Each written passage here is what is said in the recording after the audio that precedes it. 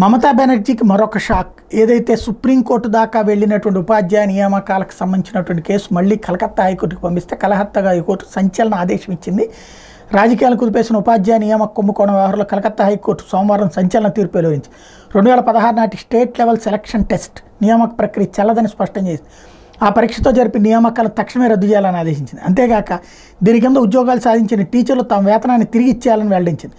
ప్రభుత్వ ప్రాయోజిత ఎయిడెడ్ పాఠశాలలో 9 నుంచి 12 తరగతులకు ఉపాధ్యాయులతో పాటు group C, group D staff సిబ్బంది నియామకాల కోసం 2016లో బెంగాల్ సర్కార్ రాష్ట్ర స్థాయి సెలక్షన్ పరీక్ష నిర్వహించింది. 24,650 ఖాళీల భర్తీ కోసం చేపట్టిన ఈ రిక్రూట్మెంట్ పరీక్షకు 23 లక్షల మందికి పైగా హాజరయ్యారు. ఆ తర్వాత ఇందులో ఎంపిక ప్రక్రియ చేపట్టి 25,753 మందికి అపాయింట్మెంట్ లెటర్లు అందజేశారు. ఈ నియామక ప్రక్రియలో అవకతవకలు జరిగాయని ఆరోపణలు వచ్చినాయి. దీని మీద దర్యాప్తు చేపట్టాలని న్యాయస్థానంలో పిటిషన్లు దాఖలయ్యాయి. ఈ క్రమంలోనే సుప్రీంకోర్టు ఆదేశాల మేరకు ఈ పిటిషన్లపైన విచారణ నిమిత్తం కోల్కతా హైకోర్టులో ప్రత్యేక డివిజన్ బెంచ్ ఏర్పడింది. దీని మీద సుదీర్ఘ విచారణ జరిపిన ఈ ధర్మాసనం 2016 నాటి టీచర్ల నియామక ప్రక్రియలో అవకతవకలు జరిగినందున అది చెల్లదని తీర్పు వెలువరించింది.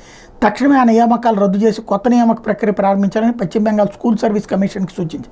నాటి వ్యవహారంపై మరింత సమగ్ర దర్యాప్తు జరిపి 3 నెలల్లోగా నివేదిక సమర్పించాలని సిబిఐకి ఆదేశాలు కూడా జారీ చేసింది. ఇదే సమయంలో 2016 ఉపాధ్యాయ నియామక ప్రక్రియతో ఉద్యోగాలు పొందిన టీచింగ్, నాన్ టీచింగ్ సిబ్బంది 4 వారాల్లోగా తాము అందుకున్న వేతనాలు తిరిగి ఇచ్చేయాలని ఆదేశించింది.